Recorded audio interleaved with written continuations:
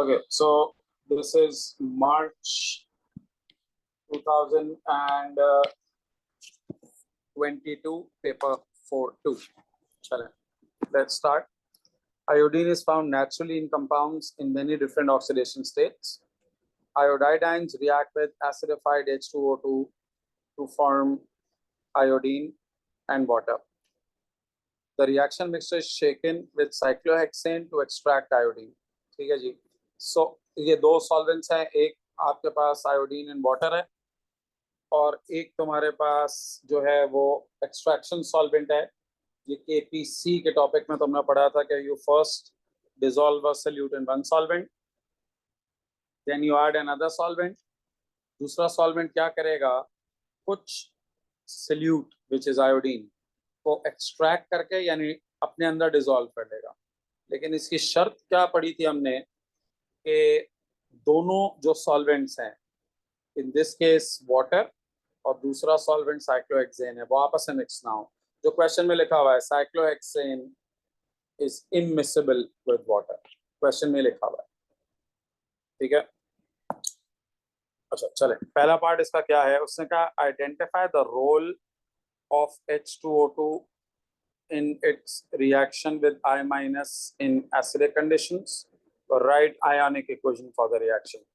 देखो ऊपर उसने डिस्क्रिप्शन तुम्हें दी हुई है ना, उसने कहा iodines react with H2O2, तो इसका मतलब है H2O2 का रिएक्शन है इसके साथ, iodines के साथ, लेकिन ये acidified H2O2 है. सो एसिडिफाइड के लिए आपको H प्लस लगाना पड़ेगा. तो किससे रिएक्ट करेगा, आयोडाइडाइन से रिएक्ट करेगा. उसने खुद ही तुम्हें बता दिया है कि प्रोडक्ट क्या है. उसने कहा हुआ है to form iodine and water. So iodine and water are your products. Equation को बैलेंस करना पड़ेगा आपको रिएक्टेंट साइड पे और प्रोडक्ट साइड पे. ऑक्सीजन चेक करो, देखो वाटर में एक ऑक्सीजन है, H2O2 में दो हैं, तो आपको ऑटोमेटिकली यहाँ 2 लगाना पड़ेगा.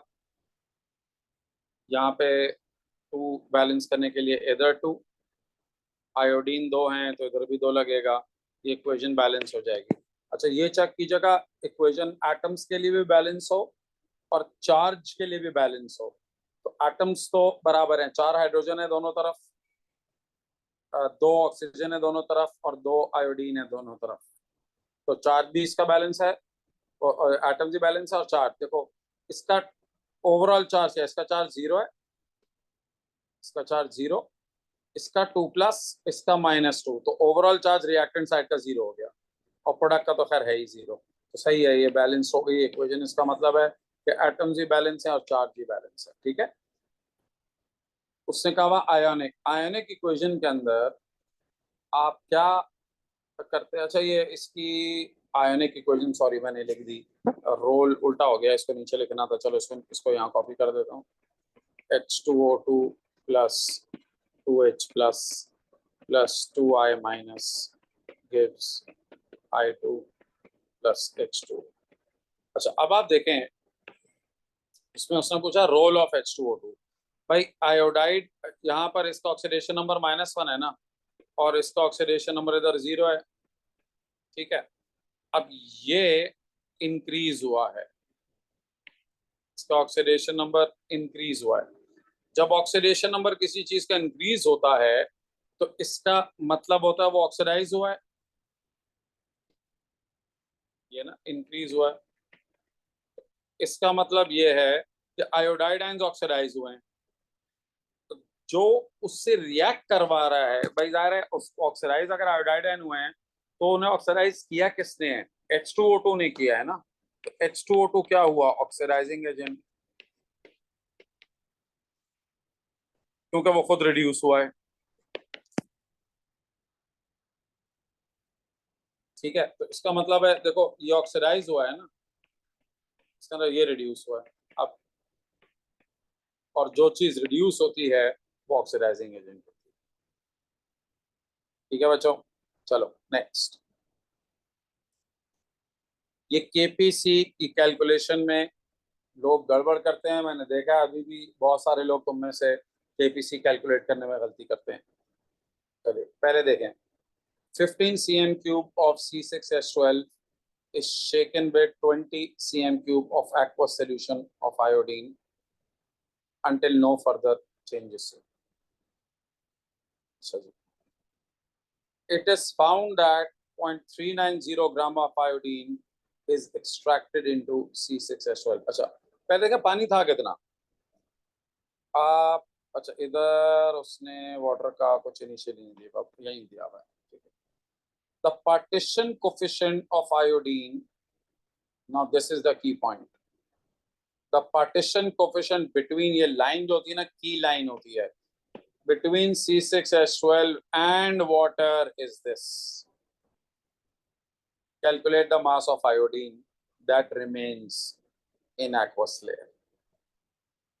देखो बच्चों, जो सबसे बड़ा चैलेंज होता है ना, जो मैंने देखा है बच्चों को एग्जाम के अंदर भी नहीं समझ में आता, वो ये कि आयोडीन की कंसंट्रेशन पानी में और C6H12 में है ना, आयोडीन 2 में है, तो इसका जो फॉर्मूला होता है केपीसी का, वो होता है कंसंट्रेशन ऑफ सॉल्यूट, जो इस केस में आयोडीन है, ऊपर एक सॉल्वेंट के अंदर और डिवाइडेड बाय नीचे कंसंट्रेशन ऑफ आयोडीन दूसरे सॉल्वेंट के अंदर। बच्चे मुझे हमेशा कहते हैं सर ऊपर कौन सा लेंगे और नीचे कौन सा लेंगे, ये हर क्वेश्चन में वो कहते हैं सर हम पास पेपर का सवाल करते हैं, हर क्वेश्चन में अलग अलग होता है। भाई इसका मैं आपको सिंपल तरीका बता रहा हूँ, जो सॉल्वेंट बाद में लिखा हुआ है ना, बस ये आखिरी लाइन जो होती है ना, जो partition coefficient between iodine between C6H12 and water, जो बाद में लिखा हुआ है वो डिनोमिनेटर में आएगा। तो इसका मतलब है concentration of iodine in water denominator में आएगी, और concentration of iodine in C6H12 ऊपर आएगी। सिंपल। अगर क्वेश्चन में ये यूं लिखा हुआ होता कि partition coefficient of iodine between water पहले लिखा हुआ होता और C6H12 बाद में लिखा हुआ होता, तो मैं उल्टा एक्सप्रेशन करता हूँ, ऊपर आता concentration of iodine in aqueous और नीचे आता concentration of iodine in water, उल्टा होता। ठीक है, चलो अब इसकी वैल्यूज डाल देते हैं। देखो इसकी वैल्यूज कैसे आएंगी। सबसे पहले उसने कहा हुआ है 15 cm क्यूब, आपके पास C6H12 का 15 है और 20 cm क्यूब पानी का है, तो 20 cm क्यूब पानी का है। अच्छा,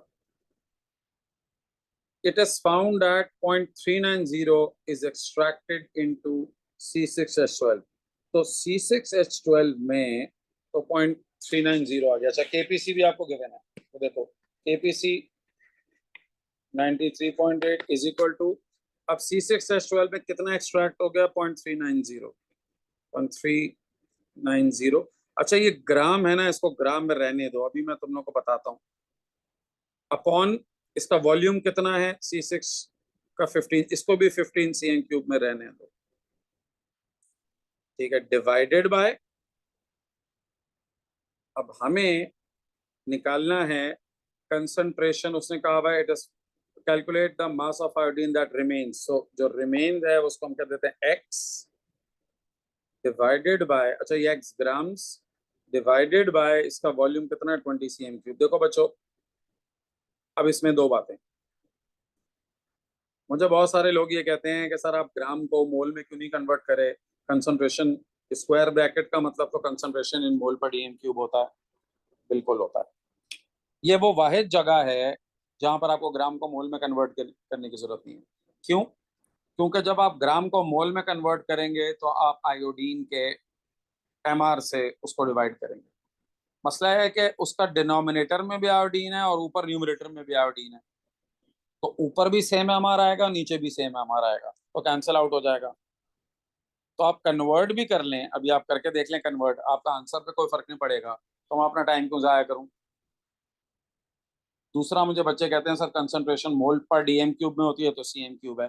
वंस अगेन बेटा, ऊपर भी वॉल्यूम सीएम क्यूब में, नीचे भी वॉल्यूम सीएम क्यूब में, तो कैंसिल आउट हो जाएगा। तो देखो इधर आपको ये बात समझनी है, ग्राम जो है ना वो ग्राम से कैंसिल आउट हो जाएगा और सीएम क्यूब और सीएम क्यूब से कैंसिल आउट हो जाएगा। ठीक है, तो इसलिए इसके अंदर अपना टाइम जाया करने की जरूरत नहीं है। आप इसको ग्राम पर सीएम क्यूब में ही रहने दें। आप बस ये ध्यान रखें तो ऊपर ग्राम पर सीएम क्यूब में है तो नीचे भी ग्राम पर सीएम क्यूब में ही हो। ठीक है, बस सॉल्व फॉर एक्स, यहाँ से आप एक्स की वैल्यू निकालेगा। अब इतना तो मैं एक्सपेक्ट करता हूँ कि आप कर ही लेंगे। ठीक है, तो ये यूं हो जाएगा ना, पॉइंट ये अपना 93.8 इज इक्वल टू 0.390। तो ये हो जाएगा, जरा इसको यूं कर लो ना, डिवाइडेड बाय एक्स अपॉन। खैर बार आप यार सॉल्व फॉर एक्स, एक्स के लिए सॉल्व कर लें। आई थिंक इसका आंसर आ जाएगा 5.54। चेक कर लीजिए, अगर कोई डिफरेंट आंसर आ रहा है तो मुझे मैसेज करके बताते हैं। तो ये आएगा, सो 5.54 10 पावर।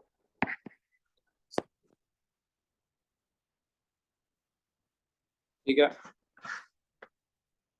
चलिए नेक्स्ट। उसने कहा suggest how the value of KPC of iodine between हेक्सेन-2-ओन। अच्छा, अब ये नया दूसरा आ गया, हेक्सेन-2-ओन and water compares to the value given in a part 2। यानी अब आपने इस C6H12 को रिप्लेस कर दिया है, C6H12 को आपने रिप्लेस कर दिया है इससे। अच्छा भाई देखो, केपीसी तो इसका भी ऐसा ही होगा ना, आप याद रखें ये जो केपीसी होगा वो आप समझें, अब जो कंसंट्रेशन ऑफ आयोडीन होगी वो होगी इसमें CH3, ये CH3 CH2 3। अच्छा, अब ये जो CO है ना ये पोलर है, देखो ये यूं है C डबल बॉन्ड हो। मैं अभी इसको सिर्फ समझाने के लिए लिख रहा हूँ। ठीक है, कि इसके अंदर इसकी कंसंट्रेशन आयोडीन की divided by concentration of iodine in water.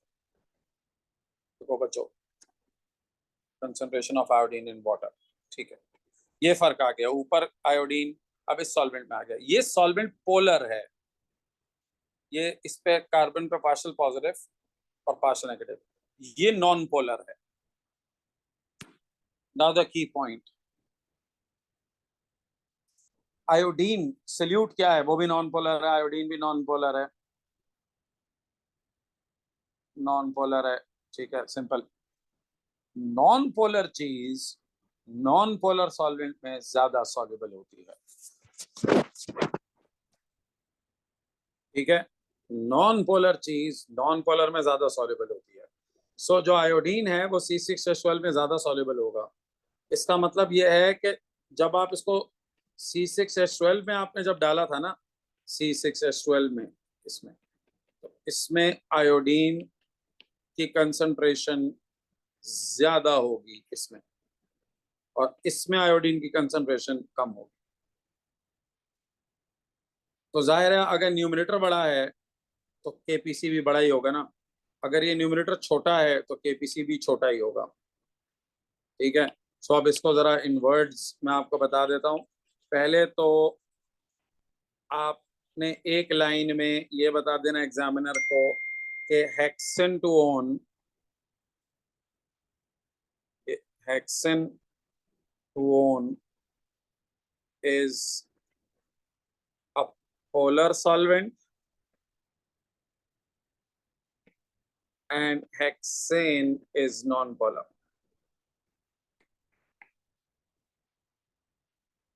non-polar solvent। ठीक है, ये बात हो गई।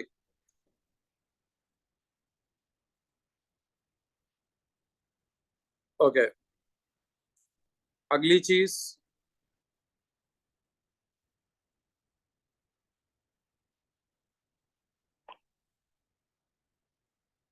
non-polar solute, polar solute, that is iodine, is more soluble in a non-polar solvent that is hexane.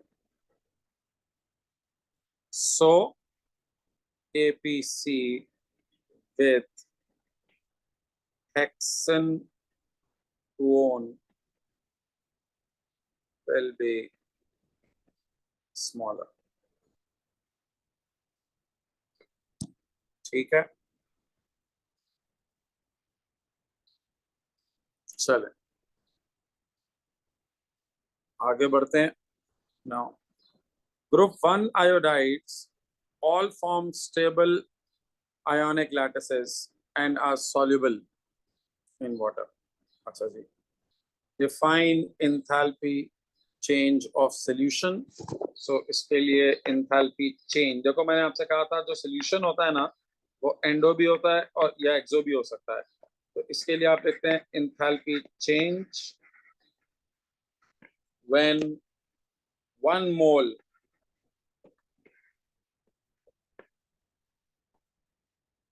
of a solute, solute can be a compound, dissolves completely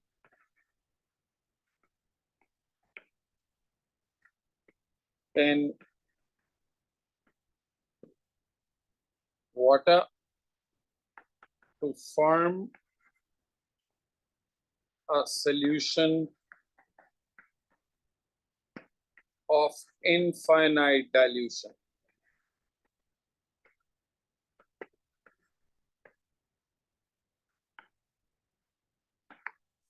ठीक है, ये definitions हैं बच्चों. इंथैल्पी चेंजेस की एएस की definition भी वो पूछ सकता है. So you need to learn these definitions. ठीक है, इसमें आपके पास कोई ऑप्शन नहीं है, ये आपको याद करनी पड़ेगी. चलो, use data in the table 1.1 to calculate the enthalpy change of solution of potassium iodide. Guys, this should be easy. I hope you remember enthalpy change कैसे निकालते हैं. देखो, हाइड्रेशन. अच्छा, अब इसके तुम्हारे पास जो वो है, क्या नाम है, फॉर्मूला है, वो ज़ाहिर हर टीचर एक अलग अलग तरीके से इसको आपको याद कराता है. मैं अपने स्टूडेंट्स को यूजुअली ये कहता हूँ कि तुम्हारे पास जो हाइड्रेशन है प्लस लैटिस डिसोसिएशन. अच्छा, मैं लैटिस डिसोसिएशन से लिखवाता हूँ, इज इक्वल टू सोल्यूशन. ठीक है, अगर आप लोगों को वैसे नहीं समझ में आता है तो देखो मैं इसका एक दफा पूरा कॉन्सेप्ट रिवाइज करा दूं तुम लोगों को ताकि तुम्हें याद आ जाए. देखो, ये पोटेशियम आयोडाइड है ना, ये एग्जाम में पूरा करने की जरूरत नहीं. एग्जाम में तो डायरेक्ट फॉर्मूला लगाते हैं, बट क्योंकि जाहिर है आप रिविजन सॉर्ट ऑफ मैं करा रहा हूँ तो मैं आप लोगों को जरा एक्सप्लेन कर दूं. देखो, पहले तो सोल्यूशन होता क्या है. जब आप KCl सॉलिड को पानी में डालेंगे और ये डिसॉल्व हो जाएगा into K plus and Cl minus. ठीक है, इसको कहते हैं डेल्टा एच ऑफ सोल्यूशन. ये मुझे निकालना है, ये इसका डायरेक्ट रूट हो गया. अब मैंने आपको बताया था इसका जो इनडायरेक्ट रूट है वो क्या है. इनडायरेक्ट रूट ये है कि पहले आप इसका लैटिस तोड़ें. ठीक है, लैटिस तोड़ें और इसको K प्लस और Cl माइनस गैस में कन्वर्ट करें. ठीक है, लैटिस तोड़ें. अच्छा, अगर मैं लैटिस को जोड़ूंगा तो मैं एरो उल्टा कर दूंगा, एक ही बात है.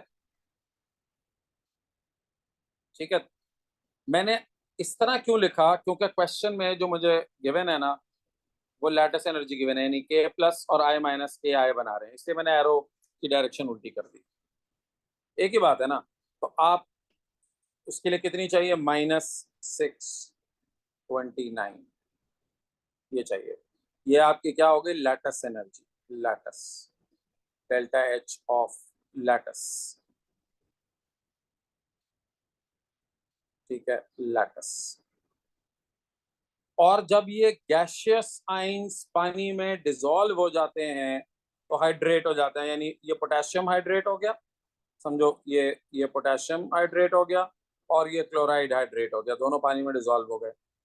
पोटेशियम की हाइड्रेशन कितनी गिवन है, -322 और क्लोराइड की hydration given, sorry iodide, chloride नहीं आयोडाइड है, सॉरी सॉरी सॉरी, मैंने ऊपर ClCl लिखा हुआ है, I minus I sorry, potassium iodide, iodide, गलती से मैंने क्लोराइड लिख दिया, इधर भी आया, ठीक है। और इसकी कितनी है, -293। इसको कलेक्टिवली क्या कहते हैं, हाइड्रेशन, ठीक है। ये क्या है, हाइड्रेशन, डेल्टा एच, ये हाइड्रेशन, ये दोनों का सम, तो ये हाइड्रेशन है, ये हाइड्रेशन है और ये लैटस है। अब अकॉर्डिंग टू हेसेस साइकिल से तुम्हें नजर आ रहा है ना भाई, पता है ना तुम्हें, दिस प्लस दिस, यानी एक एक रास्ता तुम्हारे पास पहुंचने का, this plus this is equal to this. So according to Hess's cycle आप ये कह देंगे, तो देखो अब इसका क्या होगा, इसका अंदर डेल्टा एच, अब देखो अगर एग्जाम में ना तुम्हें ये सब करने की जरूरत नहीं है, तुम डायरेक्ट करना, delta H lattice plus delta H of solution is equal to delta H of hydration. तुम ये फॉर्मूला चाहो तो याद कर लो, जी डायरेक्ट फॉर्मूला लगाते हैं, कोई मसला नहीं है, ठीक है। ये फॉर्मूला आप डायरेक्ट लगाते हैं, तो मैंने आपको समझाने के लिए बताया था कि फॉर्मूला आया कहाँ से, बहुत सारे लोग जरा भूल गए हैं, जब हमने लास्ट पढ़ा था तो वहां से आया। लैटस कितना है, -629, सोल्यूशन मुझे निकालना है, हाइड्रेशन जो है वो -322 प्लस -293, दोनों का सम है। आप इसको सॉल्व कर लें तो आपका आंसर आ जाएगा, सॉल्व करके इसका आंसर आई गेस +14 के बराबर आ जाएगा।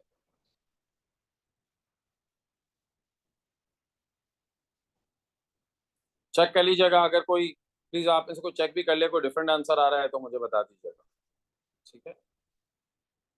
ये कुछ मेरे पास, क्योंकि मुझे सॉल्व मैंने पहले किए हुए हैं तो मुझे इनका आंसर्स का आइडिया भी है, मेरे पास लिखे हुए भी हैं। अगर आपके पास कोई और आंसर आ रहे हैं तो चेक कर लें प्लीज, कोई आप में से काउंटर चेक कर ले तो मुझे बता दें। मैंने आपसे रिपीट किया, आपको साइकिल बनाने की जरूरत नहीं है एग्जाम में, आपको डायरेक्ट फार्मूला है, डायरेक्ट फार्मूला लगा दें और इसका आंसर निकाल लें। चले, suggest the trend in the magnitude of the lattice energy of group 1। अच्छा, ये मैग्नीट्यूड ऑफ लैटिस एनर्जी है, लिथियम सोडियम पोटेशियम। देखो बेटा, लिथियम ऊपर है, फिर सोडियम है, फिर पोटेशियम है, जैसे जैसे आप नीचे आते हैं इसका जो रेडियस है, एटॉमिक रेडियस, वो इंक्रीज होता है, ठीक है। तो एटॉमिक रेडियस, अच्छा ये तो कैटाइन होंगे ना, Li+, Na+, तो आप कहेंगे द कैटाइनिक रेडियस या कैटाइन रेडियस, जो मर्जी कह लें इसको, radius increases down the group.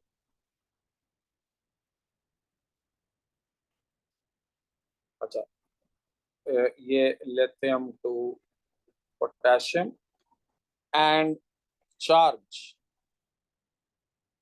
Remains same, जाहिर है तीनों का जो चार्ज है वो सेम है, दैट इज +1 है ना charge, hence charge density decreases, तो चार्ज डेंसिटी जो होगी वो उसकी डिक्रीज है।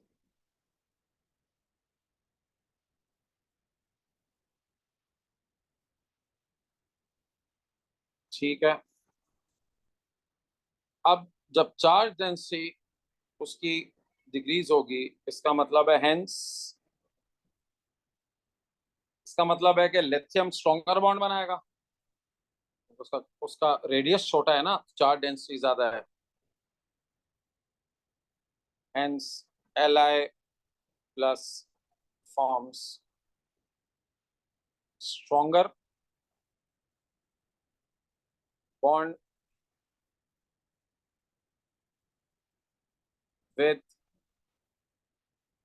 I minus compared to K plus, ठीक है। Hence लैटस एनर्जी, अच्छा लैटस एनर्जी याद रखो नेगेटिव में होती है, तो आप नेगेटिव में जब वैल्यू कम होती है ना तो आप उसको लिखें बिकम्स लेस एक्सोथर्मिक या लेस नेगेटिव। देखो मैं ये बात हमेशा ए लेवल्स के बच्चों को बताता हूँ, एक्सोथर्मिक, ठीक है। कि जब आप एक बड़ा यानी कॉमन मसला है कि बच्चे लिख आते हैं कि लैटिस एनर्जी डिक्रीजेस। अब अगर टेक्निकली देखा जाए लैटिस एनर्जी डिक्रीजेस ना, तो लेस नेगेटिव होने में मैथमेटिकली मसला है क्या है कि अगर इसकी -10 है, इसकी -6 है, इसकी -2 है, मिसाल दे रहा हूं, तो मैथमेटिकली देखा जाए तो बढ़ रही है। तो -2 एक बड़ा नंबर है -10 से, तो जब तुम ये कहते हो ना लैटिस एनर्जी डिक्रीजेस, एग्जामिनर को क्लैरिटी नहीं आती कि यार तुम चार्ज के साथ बात कर रहे हो या चार्ज के बगैर सिर्फ मैग्नीट्यूड की बात कर रहे हो, हालांकि तुम सिर्फ मैग्नीट्यूड की बात कर रहे हो। तो बेस्ट होता है ये लिखना बिकम्स लेस एक्सोथर्मिक या बिकम्स लेस नेगेटिव, उससे क्लैरिटी आ जाती है, ठीक है। उसमें कंफ्यूजन नहीं होती कि भाई क्या कहना चाह रहा है, मैग्नीट्यूड की बात कर रहा है या चार्ज के साथ मैग्नीट्यूड की बात कर रहा है, ठीक है। चलो इसको कंक्लूड कर देता हूँ, जितना वीकर बॉन्ड होता है ना, याद रखो उतना कम एनर्जी रिलीज होती है, ठीक है। सो लेस एक्सोथर्मिक होता जाएगा। वीकर बॉन्ड क्यों है? क्योंकि जैसे जैसे तुम नीचे आ रहे हो रेडियस बड़ा होता जा रहा है, जितना रेडियस बड़ा होता है ना, फासला एनाइन और कैटाइन में ज्यादा होता है, जितना फासला एनाइन कैटाइन में ज्यादा होता है उतना बॉन्ड वीक होता है, जितना बॉन्ड वीक होता है उतना कम एनर्जी रिलीज होती है। तो पोटेशियम जब आयोडाइड के साथ बॉन्ड बनाता है तो कम एनर्जी से रिलीज होती है, क्योंकि पोटेशियम का रेडियस बड़ा है, तो उनका दरमियान बॉन्ड बहुत स्ट्रॉन्ग नहीं बनता। लिथियम का on the other hand radius छोटा है तो वो ज्यादा स्ट्रॉन्गर बॉन्ड बनाता है, ठीक है। चलिए नेक्स्ट पार्ट सी। अच्छा मैंने देखा है तुम लोग ना मोल्स के क्वेश्चंस के अंदर बहुत सारे लोग बहुत स्ट्रगल करते हो, it's a very common problem moles का क्वेश्चन। देखें, the concentration of copper 2 plus in a solution can be determined by the reaction of copper 2 plus ion with iodide ions, ठीक है। ये आपको एक रिएक्शन दिया हुआ है, the iodide ion produce in reaction number 1। अब यहाँ पर ये जो रिएक्शन नंबर 1 में आयोडीन प्रोड्यूस हुआ है, सॉरी, ये जो आयोडीन प्रोड्यूस हुआ है is titrated against thiosulphate S2O3 ions के अगेंस्ट आपने इसको टाइट्रेट किया है, और इसकी इक्वेशन आपको ये गिवन है, ठीक है। A 25 cm³ portion of copper 2 solution reacts with excess iodide, ठीक है भाई। End point of the titration occurs when 22.30 of 0.150 of thiosulfate is added, ठीक है। देखिए अब मैं आपको इसको सीक्वेंस वाइज एक्सप्लेन करता हूँ। Calculate the concentration of copper 2 plus in the original solution. देखो कॉपर का 25 cm³ लिया तुमने, उसको तुमने क्या किया, रिएक्ट्स विद एक्सेस आयोडाइड, ये एक्सेस आयोडाइड, इसको फिलहाल आपने एक्सेस में रखा है, ठीक है। इससे क्या बनेगा, कॉपर आयोडाइड एंड आयोडीन। ये जो आयोडीन बना इसको तुमने फिर S2O3 से रिएक्ट करवाया, ठीक है। अब तुम इसमें रिवर देखो, तुम्हें जो है ना वो कंसंट्रेशन कॉपर की निकाली है, उल्टा चलाओगे, पहले तुम इसके मोल निकालोगे, कैसे, इसका वॉल्यूम और कंसंट्रेशन गिवन है, फिर तुम उससे आयोडीन का मोल निकालोगे। जो इस आयोडीन के मोल आएंगे वो एक्चुअली यही वाला आयोडीन है ना, क्योंकि उसी को तो टाइट्रेट करा रहे हैं आप। तो इस आयोडीन का मोल मतलब इस आयोडीन का मोल निकल आएंगे। इस आयोडीन के मोल से आप रेशो से कॉपर के मोल निकालेंगे। बस एक दफा आपके पास कॉपर के मोल आ गए, वॉल्यूम आपको पता है, आप उसी कंसंट्रेशन कैलकुलेट कर लेंगे, n इजिकल टू CV वाला फॉर्मूला लगा के। ठीक है, तो ये है इसका पूरा गेम। तो देखो अब इसको एक एक करके करते जाते हैं। देखो सबसे पहले मैंने जिस सीक्वेंस में तुम्हें बताया उसी सीक्वेंस में हम इसको सॉल्व करें। It's a very easy question. यानी बच्चे मैंने देखा आमतौर पे ना इतने आसान सवाल को आप, यानी A2 के लिए ये बड़ा हलवा सवाल है ये, इस लेवल पे हम इसको बहुत आसान सवाल कंसिडर करते हैं। चलिए लेट्स, सबसे पहले आप निकालने मोल्स ऑफ S2O3 2 माइनस, कौन सा फॉर्मूला लगेगा जी, n इजिकल टू CV वाला फॉर्मूला लगेगा। इसके CV कंसंट्रेशन इसकी 0.150 इंटू वॉल्यूम इसका 22.30 डिवाइड बाय 1000 आपने कर दिया। इसके मोल्स जो है वो निकाल के चेक करते जाएं। अच्छा, अभी एक क्वेश्चन आया है कि sir if you use the ratio of I minus with Cu2 plus instead of using, नहीं बेटा I माइनस तो निकलेगा नहीं ना आपके पास। हमारे पास जो डाटा है वो देखो, उसने कहा हुआ है I2 produced reaction number 1 is titrated against the solution of thiosulphate. तो जो I2 प्रोड्यूस हुआ है उसको आपने थायोसल्फेट से रिएक्ट कराया ना, तो I2 का डाटा यूज करोगे। ठीक है, अभी मैं कर रहा हूँ आपको साथ साथ फिर समझाता भी जाता हूँ।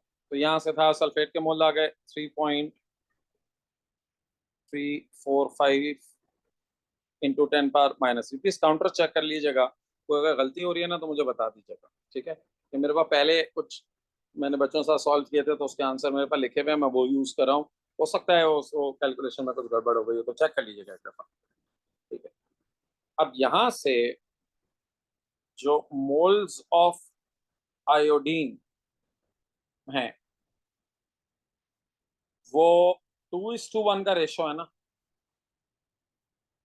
तो 3.345 इंटू 10⁻³ डिवाइड बाई 2। अच्छा, मैं इसको वैसे डायरेक्ट भी कर सकता था, लेकिन मैं चले क्योंकि करके दिखा रहा हूँ तो आपको सॉल्व कर करके जो है ना वो एक्सप्लेन कर रहा हूँ जरा। अच्छा, इसका आंसर मेरे पास लिखा हुआ नहीं है, आप जरा इसको मुझे डिवाइड बाई 2 करके बताइए कितना आ रहा है।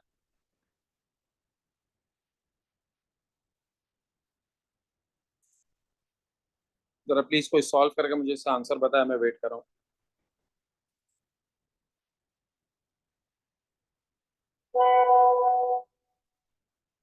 इसका आंसर आ रहा है 0.0016725। अच्छा चलिए, ये आ गया मोल्स ऑफ आयोडीन।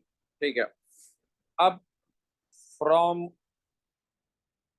रिएक्शन 1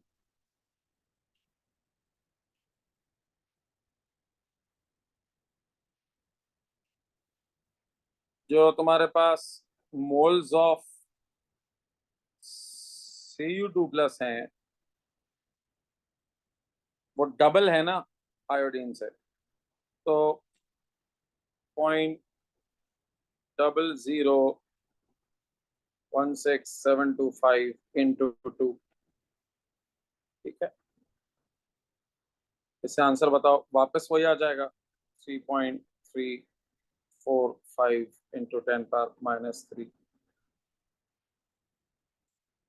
ये आ गए। अब मैं n is equal to CV concentration निकाल लूंगा, तो n is equal to CV mole आ गए 3.345 इंटू 10⁻³ कंसंट्रेशन मुझे निकालनी है। वॉल्यूम कितना था 25 cm³। cm³ को मैं डिवाइड बाय 1000 कर दूंगा ताकि DM³ में आ जाए।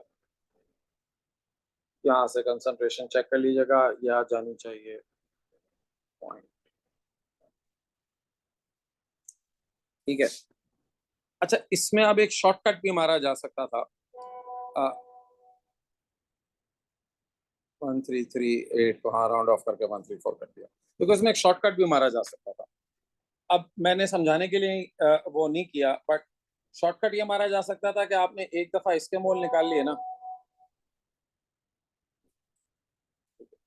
आपने एक दफा इसके मोल निकाल लिए, तो इसके मोल इसके आधे हैं, जरा आप इसको डिवाइड बाय 2 करेंगे, और फिर इसके मोल फिर से डबल हो रहे हैं, फिर से मल्टीप्लाई बाय 2 करेंगे, तो बजाय इसके कि आप उसको एक दफा डिवाइड बाय 2 करें और फिर एक दफा मल्टीप्लाई, सॉरी गाइस एक सेकंड,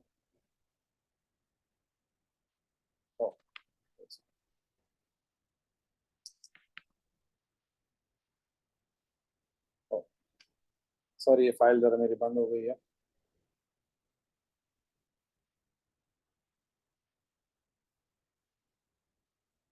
हाँ, तो मैं कह रहा था, फिर से एक दफा बता दूं कि आपने एक दफा इसके मोल निकाल लिए ना, इसके निकाल लिए S2O3 के 2 माइनस के, तो आयोडाइड के जो आयोडीन के जो इससे रिएक्ट कर रहे हैं वो इसके आधे हैं, तो आपने इसको डिवाइड बाय 2 किया, फिर उसके बाद जो कॉपर के हैं वो इसके डबल हैं, फिर मल्टीप्लाई बाय 2 किया, तो आप जरूरत ही नहीं है ना, तो कुछ बच्चे डायरेक्ट भी कर लेते हैं, यानी वो यहाँ पर इसके मोल निकालने के बाद ना डायरेक्ट यहाँ आ जाते हैं इसके मोल पे, कॉपर पे। तो अगर आपका दिमाग चलता है एग्जाम में और आप डायरेक्ट कर सकते हैं तो आप डायरेक्ट कर लें, तो वो आपका थोड़ा टाइम बच जाएगा। लेकिन अगर दिमाग नहीं चलता ना, एक्स्ट्रा होशियार कुछ लोग होते हैं, दिमाग चलाने के चक्कर में उल्टा कर देते हैं, तो उनको मैं कहता हूँ बस सीक्वेंस में चलो, पहले आयोडीन का मोल निकालो रिएक्शन नंबर 2 में, फिर वो जो आयोडीन के मोल है रिएक्शन नंबर 2 में, वो सारा आयोडीन कहाँ से है, रिएक्शन नंबर 1 का प्रोडक्ट है, तो फिर रिएक्शन नंबर 1 पे जाओ, वहां पे आयोडीन के मोल हमें पता चल गया, उससे फिर तुम कॉपर के निकाल लो और कॉपर के मोल निकालने के बाद उसकी कंसंट्रेशन निकाल लो। ठीक है, चलें आगे बढ़ते हैं। आइडेंटिफाई द सूटेबल इंडिकेटर, इसके लिए आयोडाइड, देखो ये जो आयोडाइड और S2O3 की टाइट्रेशन है ना, बेस्ट इंडिकेटर है स्टार्च। ये तो आपको याद होगा, आपने एएस में लैब्स की थी, आपको याद होगा थायोसल्फेट के लिए और आयोडीन के लिए स्टार्च, नहीं याद है तो याद कर लो इसको। ठीक है। अच्छा जी, copper and copper two ion both contain electrons in all 5 3D orbitals। Sketch the shape of D X Y. देखो, डी एक्स वाई का मतलब ये है कि D orbital lie between X and Y axis, X and Y axis. ठीक है, तो कोई भी दो ऐसा, देखो एग्जामिनर ये मसला है, मैं हमेशा कहता हूँ कि ये 3D डायग्राम है जो तुम 2D पेपर पे बना रहे हो, तो इसके अंदर कुछ ना कुछ लेवल का कंफ्यूजन तो होगा। ठीक है, बट आपने ऐसे बनाना है कि एक्स और वाई के बीच में वो आपको लाए करता हुआ नजर आए, ये करके एक्स और वाई के बीच में। ठीक है, एक्स और वाई के बीच में, ये एक्स और वाई के बीच में, और आप इसको दूसरा इधर बना दें एक्स, बस एनीथिंग विच एग्जामिनर्स को लगे कि एक्स और वाई के बीच में है, वो आपको उसके मार्क्स दे देगा।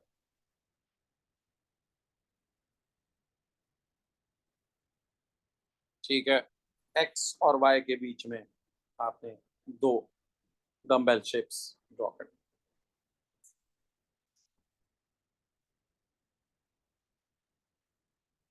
ठीक है, चलो नेक्स्ट।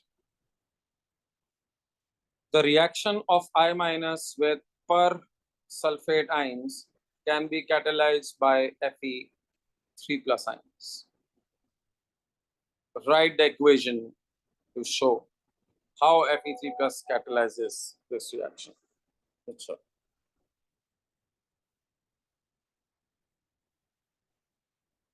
नहीं z एक्सिस में तो अतीब कैसे बन सकता है, z एक्सिस ऑर्बिटल ही dxy है ना, dxy का मतलब है द टू, ये जो आपके डम्बेल्स होते हैं they lie between X and Y. वो तो अगर डी Z2 होता तो मैं जेड एक्सिस में बनाता ना, गाइस ये वाला जो रिएक्शन है ये आपने याद किया था जब मैंने होमोजेनस कैटलिस्ट के नोट्स उठा के देखे, उसके अंदर मैंने आपसे कहा था ये आपके सिलेबस का रिएक्शन है, ये आपको याद करना है। ठीक है, तो जिन लोगों को याद है आई थिंक उन लोगों को जो है वो याद दिला दूं मैं आपको। सबसे पहले स्टेप में उसने कहा हुआ है कि right equation two show Fe3 plus catalyses this reaction. देखो सबसे पहले मैंने आपसे कहा था कि ये जो Fe3 प्लस होता है ये, गाइस एक सेकेंड जरा मुझे दीजिएगा, जस्ट अ सेकेंड।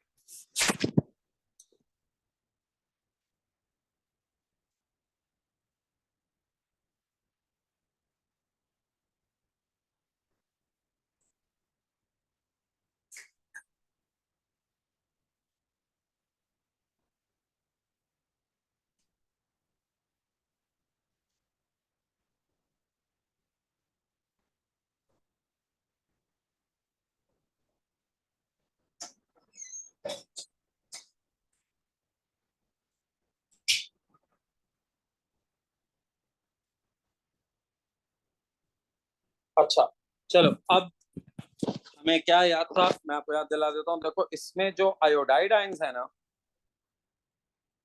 वो ऑक्सीडाइज हो रहे हैं।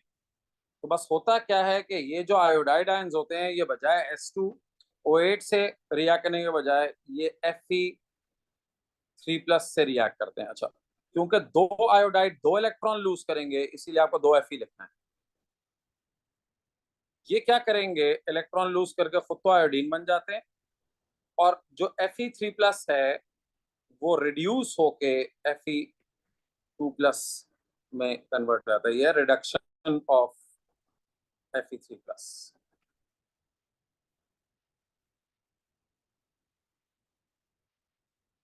Fe3 प्लस, ठीक है। फिर उसके बाद सेकेंड स्टेप में क्या होता है, ये जो Fe2 प्लस है ये H2O8 से रिएक्ट करके इलेक्ट्रॉन वापस लूज कर देता है और वापस बन जाता है, ये इसको बना देता है 2SO4 2 माइनस और खुद वापस कन्वर्ट हो जाता है इनटू Fe3 प्लस। इसको कहते हैं रीजेनरेशन ऑफ कैटलिस्ट। बेटा ये आपको याद करना है, ये आपके सिलेबस के रिएक्शन है। होमोजेनस कैटलिस्ट के नोट्स खोलें, वहां पर ये इक्वेशन देखें और इसको याद करें। ठीक है, तो ये दो स्टेप्स के अंदर ये रिएक्शन होता है। Fe3 प्लस वापस सेकेंड रिएक्शन में Fe3 प्लस वापस जनरेट हो जाता है क्योंकि कैटलिस्ट तो करते ही यही है ना, रीजनरेट हो जाते हैं। ठीक है, चलें next. An orange PPT of HgI2 forms when Hg2 plus ions are added to potassium iodide. The solubility of HgI2 at 25 degrees Celsius is 1.0 into 10 power minus 7 gram per dm cube. अच्छा जी, calculate the KSP solubility product of HgI2. Include units in your answer. चलें जी कर लेते हैं, एक दफा आपको याद दिला दूं।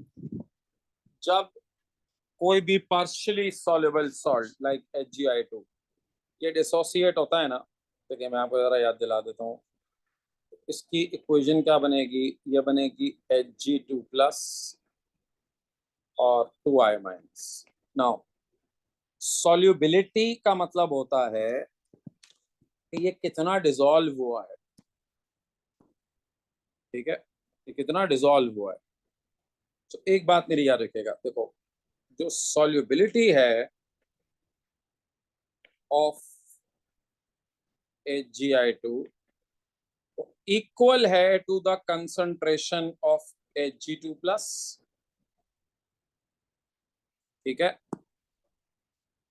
और आयोडाइड आयन की जब कंसंट्रेशन आप देखेंगे तो ट्वाइस द कंसंट्रेशन, क्योंकि जो सॉल्युबिलिटी है ना, देखो भाई अगर इसका 1 मोल डिसॉल्व होगा तो इसका 1 मोल बनेगा और इसके 2 मोल बनेंगे ना।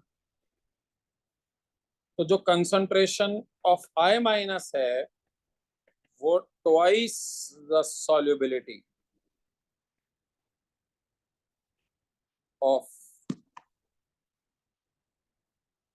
Hg। क्यों? क्योंकि उसका एक मोल जब डिसॉल्व होता है तो आयोडाइड के तो दो बनते हैं ना। ठीक है, तो ये जो सॉल्युबिलिटी दी हुई है ना, ये आपको इन अदर वर्ड्स सॉल्युबिलिटी से आपको Hg2+ की कंसंट्रेशन गिवन है एंड आपको I- की कंसंट्रेशन गिवन है। ठीक है, अच्छा सो पहले तो तुम क्या करो, पहले तो तुम क्या करोगे, तुम सॉल्युबिलिटी को मोल पर डीएम क्यूब में निकाल लो। सॉल्युबिलिटी इन मोल पर डीएम क्यूब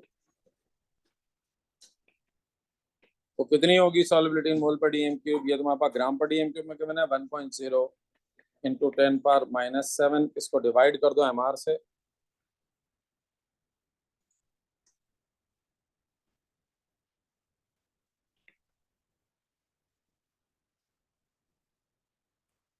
बता दो कितनी आ रही है।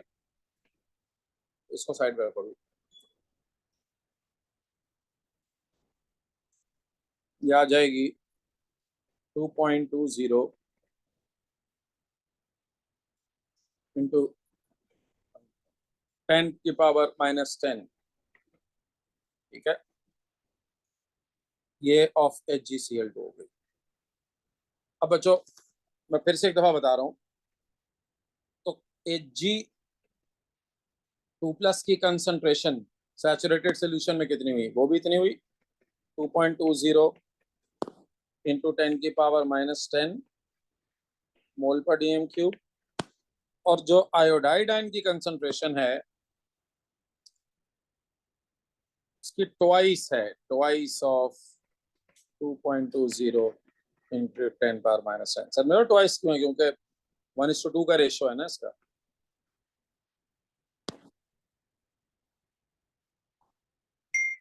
ठीक है, अब मैं इसको KSP के एक्सप्रेशन में पुट करूंगा। अभी देखें होगा स्क्वायर भी, पहले पूरा इसको मुझे कंप्लीट करने दें फिर आप सवाल पूछिएगा। KSP का एक्सप्रेशन क्या होता है? KSP का एक्सप्रेशन होता है concentration of Hg2+ into concentration of I- का स्क्वायर, क्योंकि 2 है ना, तो KSP के अंदर आपको होता है जो उसकी कोफिशिएंट होता है वो पावर में चला जाता है। अच्छा यहाँ एक्वस एक्वस लगा दें, it's a good habit to put aqueous. बस अब आपके पास ये कंसंट्रेशंस हैं, तो Hg की कंसंट्रेशन है 2.20 इंटू 10⁻⁻10। यह है ट्वाइस ऑफ 2.20 इंटू 10⁻⁻10 का स्क्वायर। इसको अब आप सॉल्व कर लेंगे। मुझे ज़रा सॉल्व करके इसका आंसर कंफर्म कर लें ज़रा कि क्या इसका आंसर यही आ रहा है 4.26 इंटू 10⁻⁻29। और इसका देखो यूनिट क्या होगा, यूनिट इसका किस तरीके से निकलेगा, इसका यूनिट ये होगा ना, इसका यूनिट तो मोल पर DM cube multiplied by mole पर डीएम क्यूब का स्क्वायर। ठीक है, तो इसका फाइनल आंसर जो आ गया वो 4.26 इंटू 10⁻⁻29 और इसका यूनिट हो जाएगा मोल cube PM-9।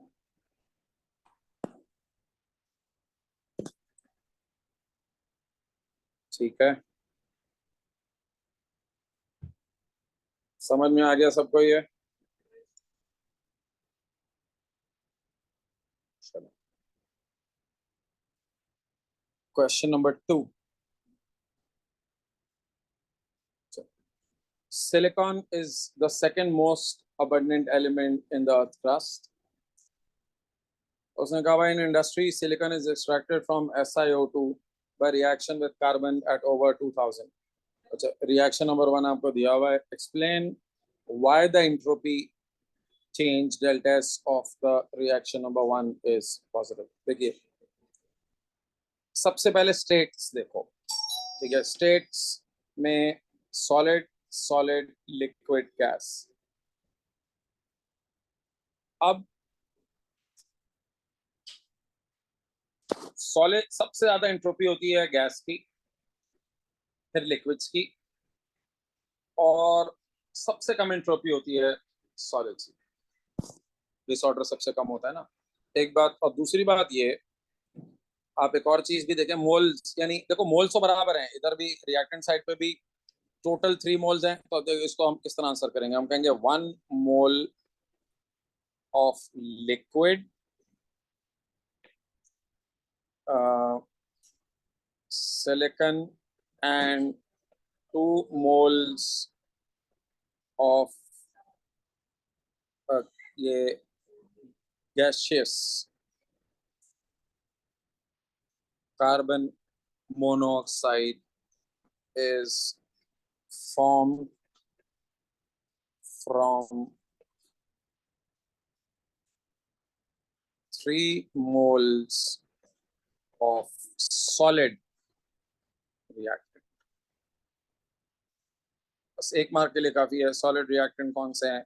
SiO2 and carbon. ठीक है, तो बस आप एग्जामिनर को 1 मार्क के लिए बताना है कि क्योंकि जो स्टेट है प्रोडक्ट की वो लिक्विड और गैस है, और जो रिएक्टेंट की स्टेट है वो सॉलिड है, तो इसलिए उसकी एंट्रोपी जो है वो ज्यादा होगी।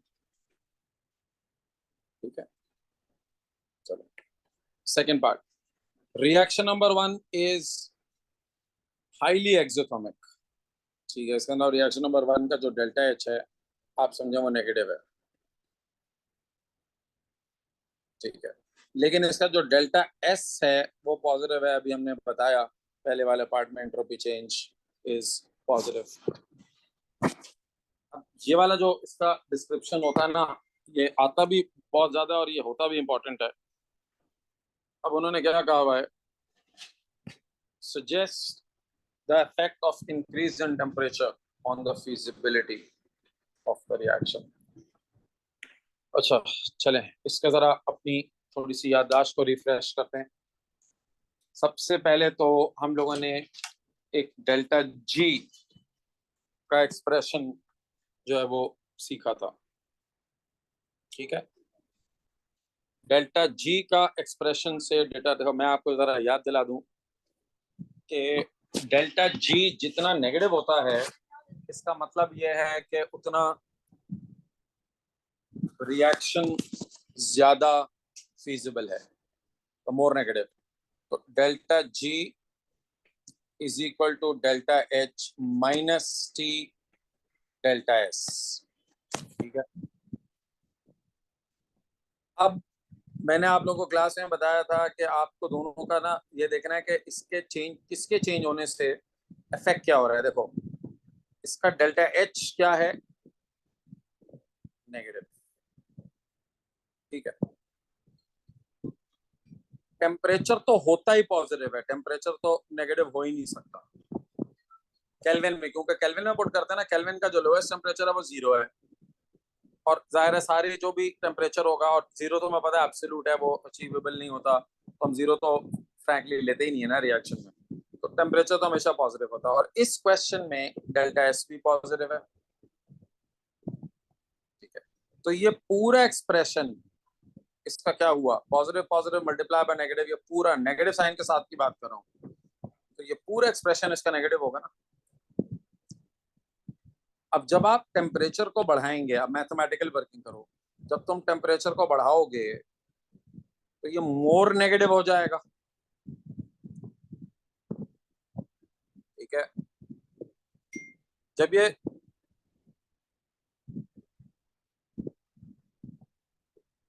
AH नेगेटिव, हाउ AH मतलब क्या सवाल है? मैं समझा नहीं। What is AH? Delta H question में पढ़ो ना, हाईली एक्सोथर्मिक, ओ सॉरी एंडोथर्मिक लिखा हुआ है। Sorry sorry sorry, my bad, sorry यार, पता नहीं क्या हो गया आज, मैं उल्टा उल्टा पढ़ रहा हूँ। Sorry guys, positive positive positive, मैंने उसको गलत रीड किया था। ठीक है, so delta H is highly endothermic, sorry ये नेगेटिव नहीं है, पॉजिटिव है, सॉरी माय बैड। चलो वापस से इसको देखते हैं। अभी तक तो देखो, टेम्परेचर मैं इसको कैसे लिखता हूँ, as temperature is increased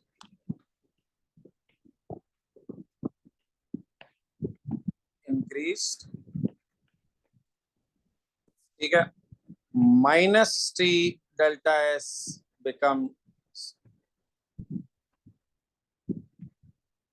more negative.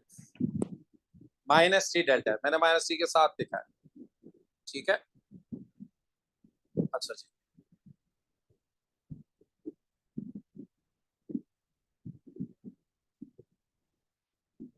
ठीक है।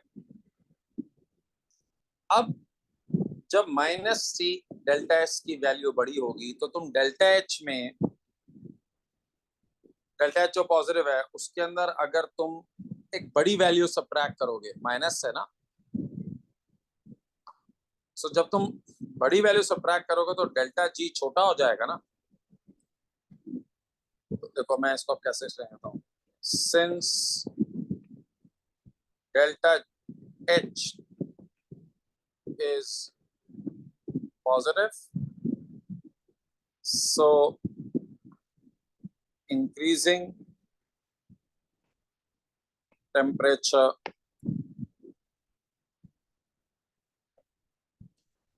decreases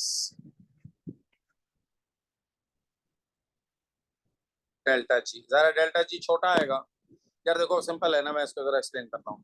सपोज करो पहले तुम्हारा डेल्टा एच जो है वो 100 था,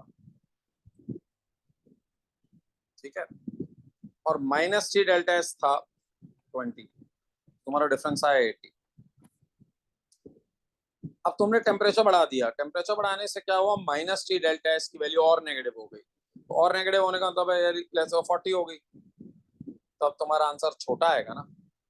जितना डेल्टा जी छोटा होगा, याद रखो रिएक्शन उतना ज्यादा फिजिबल होगा। Decreases delta G and reaction is more feasible.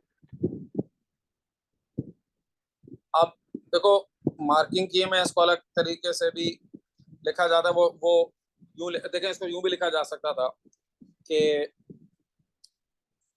as temperature decreases T delta S becomes smaller, या as temperature increases T delta S becomes larger।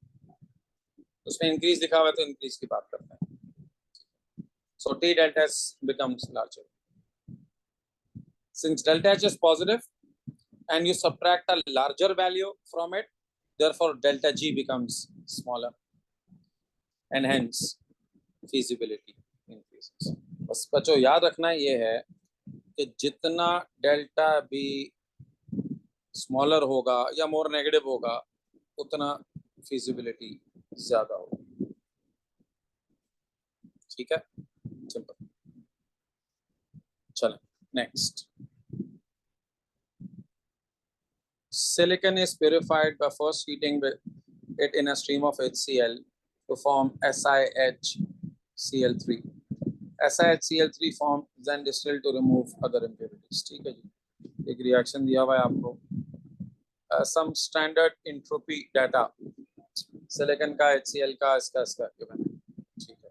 Use data in the table to calculate delta S for reaction number 2। कैसे निकालेंगे जी delta S for reaction number 2? Simple standard entropy change निकालने के लिए S of products minus S of reactants. Okay, जरा product का S देखते हैं। एक मोल है SiHCl3 का, उसका है 314 यूनिट, भी चेक कर लें, जूल पर केल्विन है, ठीक है, प्लस एक मोल है H2 का, उसका है 131 यूनिट। अच्छा स्टेट भी देखेगा, गैस है, इधर भी गैस है, इधर भी गैस है, स्टेट का भी ध्यान रखना पड़ता है।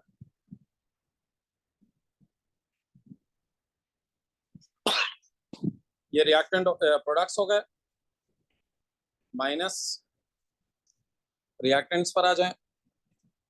रिएक्टेंट्स के अंदर तुम्हारे पास एक मोल सिलिकॉन का है, सिलिकॉन की 19,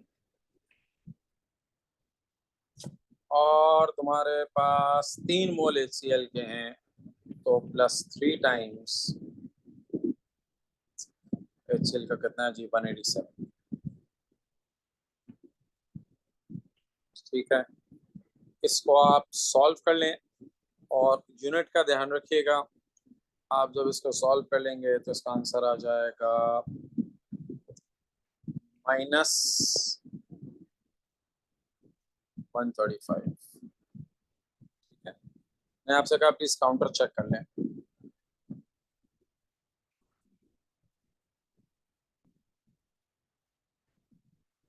ठीक हो गया, चलें समझ में आ गया ये।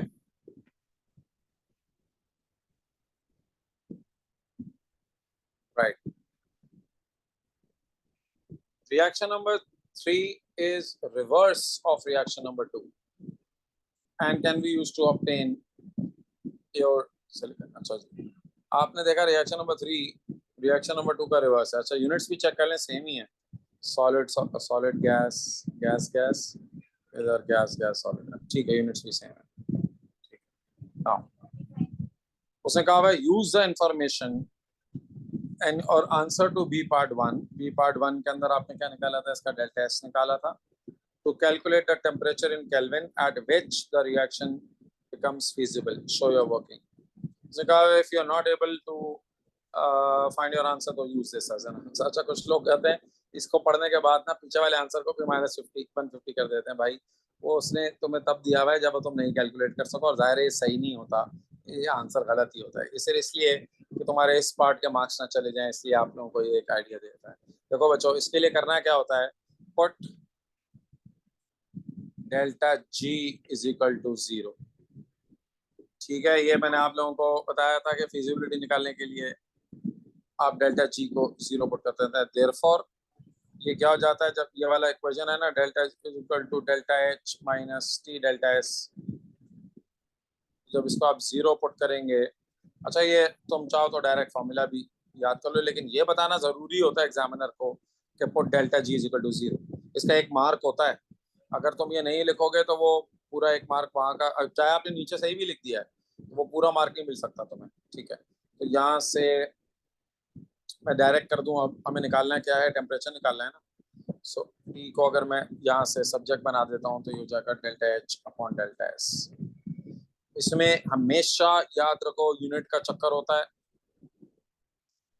तुम लोगों को यूनिट्स का ध्यान रखना है। डेल्टा एच होता है किलो जूल में, ये किलो जूल में होता है। कहाँ गया, सॉरी, इधर किलो जूल में। और ये जो तुमने निकाला है ये जूल में होता है डेल्टा एस। तो ध्यान रखना है कि तुम्हें यूनिट्स कंसिस्टेंट रखने हैं। ठीक है, दोनों में से किसी भी एक को कन्वर्ट कर दो, या तो किलो जूल को जूल में ले आओ या जूल को किलो जूल में ले आओ, सारे डिवाइड हो गए तो आंसर हो जाएगा। तो मैं किलो जूल को जूल में ले आता हूँ, तो ये हो गया 219.3 इंटू 10⁻³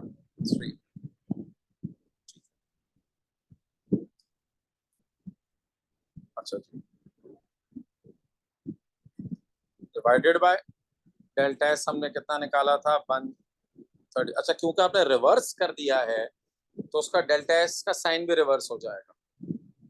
तो ये क्योंकि उसने कहा है is reverse of reaction number 2, तो माइनस ऑफ साइन भी रिवर्स हो जाएगा और -135।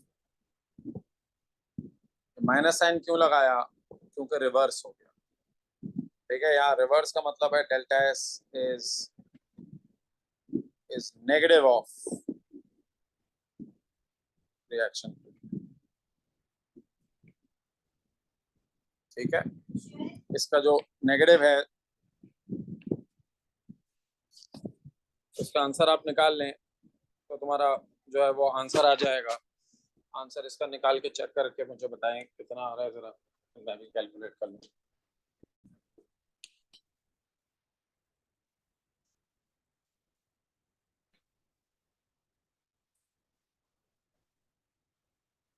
तो इसका आंसर आएगा 16।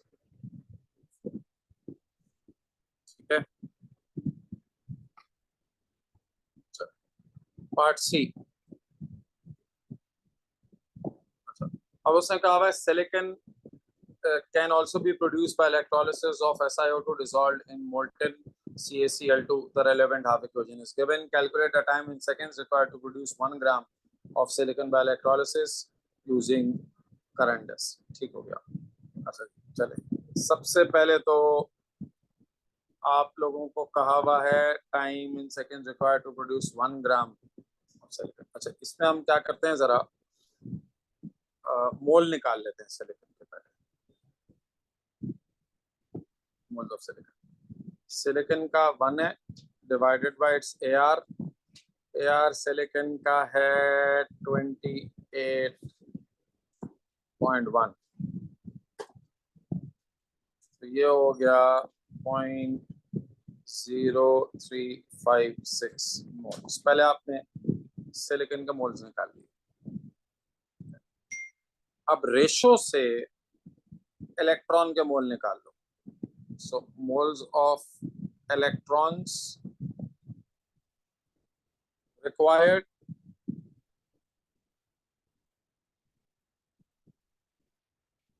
फोर टाइम्स 0.0356, which are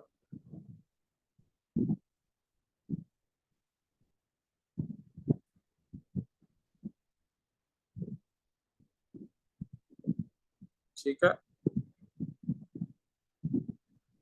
इतना ही आ रहा है ना।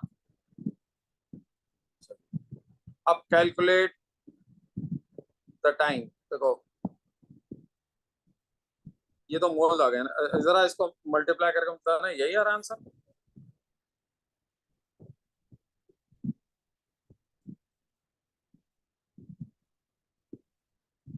Can somebody please confirm?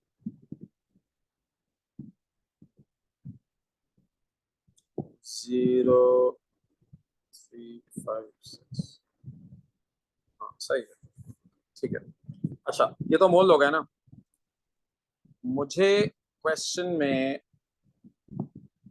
मुझे जो क्वेश्चन में वो निकालना है इसका चार्ज। अच्छा, ये मोल है ना। देखो तुम लोग फैराडेज कांस्टेंट याद है? फैराडेज कांस्टेंट क्या होता था? जितने मोल्स ऑफ इलेक्ट्रॉन्स हैं भाई, फैराडेज कांस्टेंट F 96500 कूलम, ये होता है charge on 1 mole of electrons. Charge of 1 mole of electrons. इधर मैं चीजें थोड़ा सा रिवाइज करा रहा हूँ तुम लोगों को, ताकि तुम लोगों को जो है ना वो याद आ जाए कि इसमें करना क्या था। तो अब आप क्या करेंगे, जो चार्ज है भाई, तुम्हारे पास 1 मोल ऑफ इलेक्ट्रॉन का चार्ज अगर 96500 है, तो 0.142 मोल ऑफ इलेक्ट्रॉन का चार्ज कितना होगा? सिंपल है, यूनिटरी मेथड ना। आप इसको डायरेक्ट करें ना, तो जो चार्ज होगा वो moles multiplied by Faraday's constant. तो तुम्हारे पास जो मोल्स हैं वो है 0.142 मल्टीप्लाइड बाय फैराडेज कांस्टेंट 96500। ये तुम्हारे पास चार्ज आ जाएगा। अब तुम्हें निकालना है टाइम, तो Q is equal to I T, ज़ाहिर है T यहाँ हो जाएगा Q अपॉन I। Q की वैल्यू है ये 0.142 multiplied by 96500 divided by current कितना है क्वेश्चन में? 6। ठीक है, इसका आंसर बता दीजिए, कंफर्म कर लीजिए, बल्कि जो आ रहा है वो टाइम वो आ रहा है 2289। कंफर्म कर लें।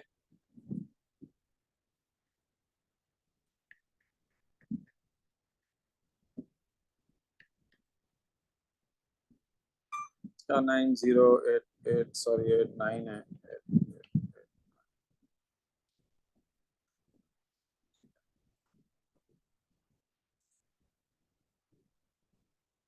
में आ गया सबको ये?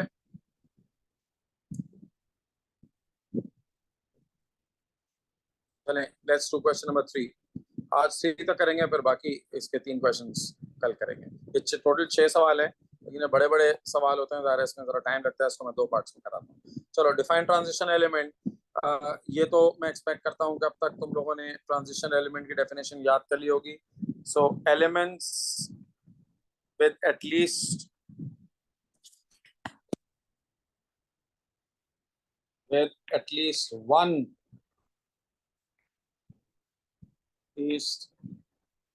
one or more, अच्छा, और more को मैं ब्रैकेट में कर देता हूँ, at least one of its stable ions with at least one of its stable ions having incomplete d orbital.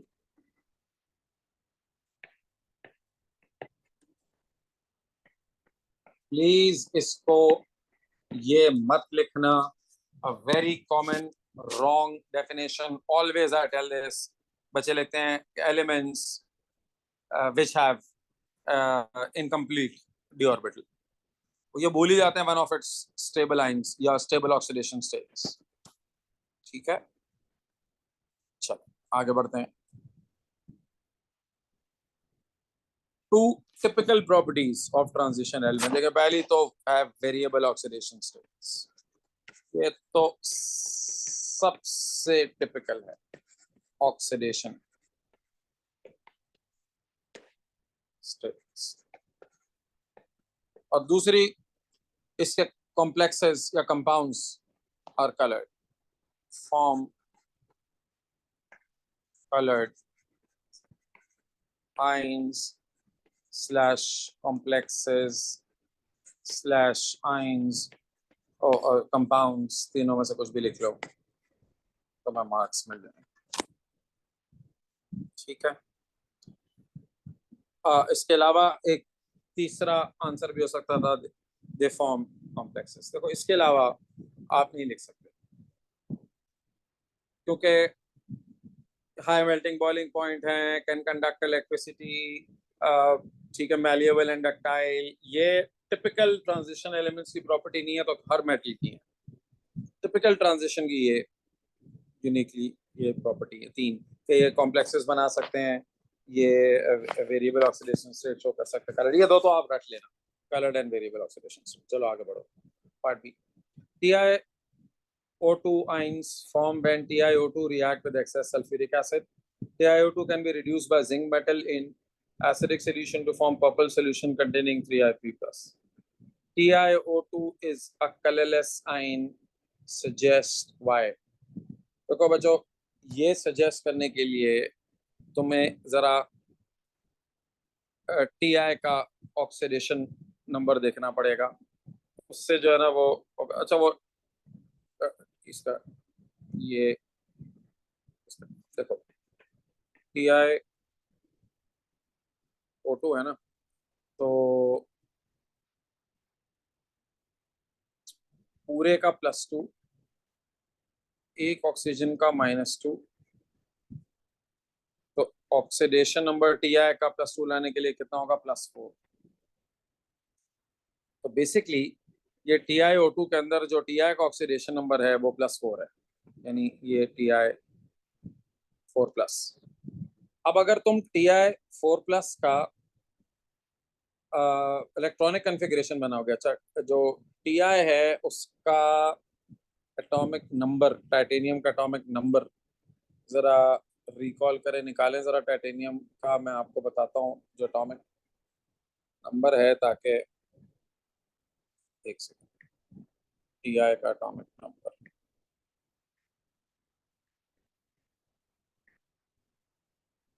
22। अच्छा, टाइटेनियम का है 22। अब 22, ये तो टाइटेनियम का है ना, एटॉमिक नंबर 22 इलेक्ट्रॉन्स, तो Ti4+, अरे यार एकदम, एक minute,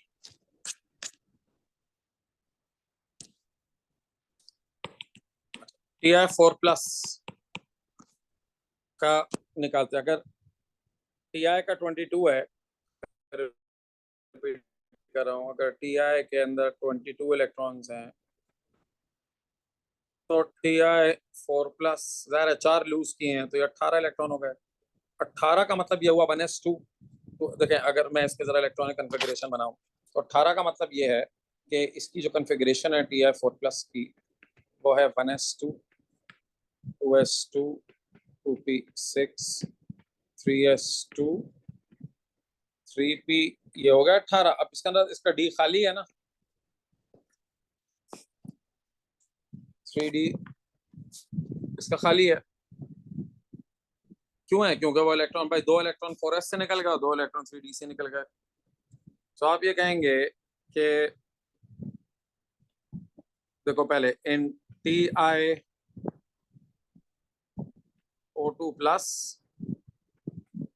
the oxidation number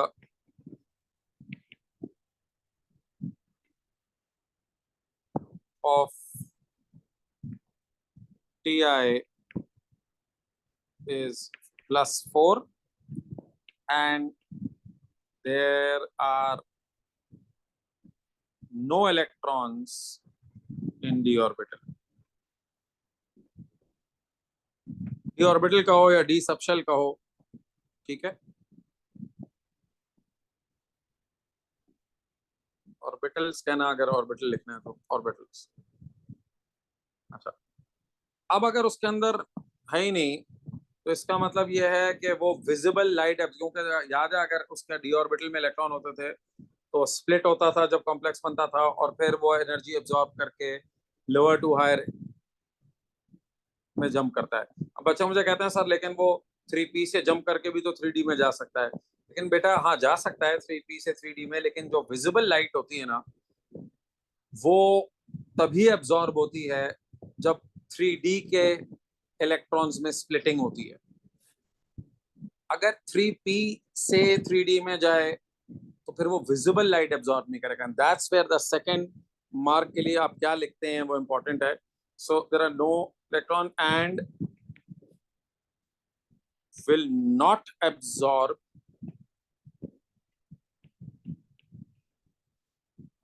not absorb ये लिखना जरूरी है, absorb photons in visible light spectrum।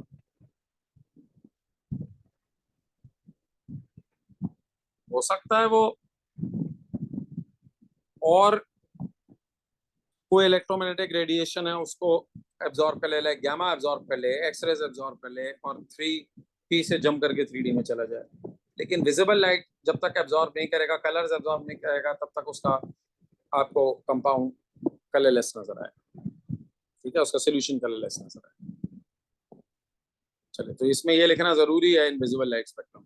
कुछ बच्चे इसका सेकंड पार्ट के लिए सिर्फ ये लिखते हैं विल नॉट एब्जॉर्ब लाइट, ठीक है, तो या विल नॉट एब्जॉर्ब रेडिएशन लिखाते हैं, sorry will not absorb radiation नहीं, रेडिएशन नहीं लिखना, आपने विजिबल लाइट का मेंशन करना है। आगे बढ़ते हैं next part. Give the electronic configuration of Ti3+। अच्छा भाई 3+ के अंदर एक इलेक्ट्रॉन होगा ना, अभी हमने बना ली 3d1 हो जाएगा ना बस ये। सो ये 1s2, 2s2, 2p6, 3s2, 3p6 and 3d1। आपको पता ना इलेक्ट्रॉन पहले 4s से निकलते हैं और फिर 3d से निकलते हैं। तो 4s के 2 इलेक्ट्रॉन चले गए, 3d का 1 इलेक्ट्रॉन चला गया। अब उसने कहा write the ionic equation for the reduction of TiO2 by zinc. अच्छा, सब कुछ तो देखो उसने लिख के दिया हुआ है। उसने यहाँ पे कहा हुआ है can be reduced by zinc metal in acidic conditions to form a purple solution containing 3i+। अब बच्चे मुझे अक्सर पूछते हैं क्या सर हमें याद होनी चाहिए? नहीं, आपको थोड़ा दिमाग लगा के इसको खुद ही कंस्ट्रक्ट करना चाहिए। उसने लिखा हुआ है TiO2 इन एसिडिक कंडीशंस, ठीक है, जिंक क्वेश्चन में लिखा हुआ है जिंक की प्रेजेंस में in acidic condition reduced by zinc metal in acidic condition H+। Acidic condition जब भी लिखा होगा आप रिएक्टेंट साइड पे H+ लिखेंगे। गिव्स, उसने क्या कहा हुआ है वो बना लेगा, Ti3+। ठीक है, अब देखो बच्चों, कॉमन सेंस की बात है ना कि अगर टीआई का ऑक्सीडेशन नंबर, अभी TiO2 का भी हमने निकाला, इसका ऑक्सीडेशन नंबर यहाँ पर था 4+। अगर इसका ऑक्सीडेशन नंबर डिक्रीज हुआ है, 4+ से 3+ हुआ है, ये रिड्यूस हुआ है, तो ज़ाहिर है जिंक ऑक्सीडाइज होगा। तो आपको पता है जब मेटल ऑक्सीडाइज होता है तो वो क्या बन जाता है अपनी आयन के फॉर्म में, तो वो बन जाएगा Zn2+। ठीक है, और फिर वाटर बनेगा ना, क्योंकि हाइड्रोजन और ऑक्सीजन भी है रिएक्टेंट साइड पे, तो प्रोडक्ट के अंदर भी तो मुझे हाइड्रोजन ऑक्सीजन एडजस्ट करने हैं, तो ज़ाहिर है फाइनल प्रोडक्ट इसका वाटर होगा। ठीक, तो ये इक्वेशन आप देखें, बहुत सारे ऐसे क्वेश्चन है जो एग्जाम में बच्चे कहते हैं सर हमें याद होना चाहिए, बिल्कुल याद नहीं होना चाहिए। आप इसकी इक्वेशन जो है ना इसको देख के जो है वो बना लेंगे। चलो अब इसको बैलेंस कर लेते हैं। तो यहाँ पर रिएक्टेंट साइड पे एक ऑक्सीजन है, इधर एक है हाइड्रोजन, दो, एक, सो अच्छा मुझे वन सेकेंड चार्ज ही बैलेंस करना है और एटम्स ही बैलेंस करने हैं। ठीक है, तो Ti क्या बैलेंस नहीं है इसका, हाइड्रोजन बैलेंस नहीं है। एक बार यहाँ लग जाएगा,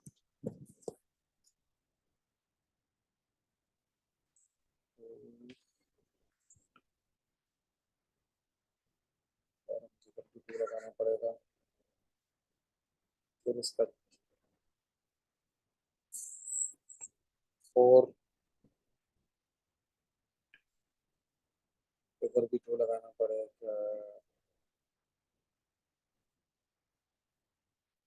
आई guess it's balance now, charge भी बैलेंस हो गया इसका, 4, 8, 6, 2। ठीक है, बैलेंस हो गई इक्वेशन। चलो आगे चलते हैं, नेक्स्ट पार्ट।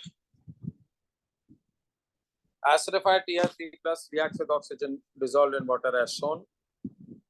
अच्छा, वाटर के अंदर डिसॉल्व हो गया है।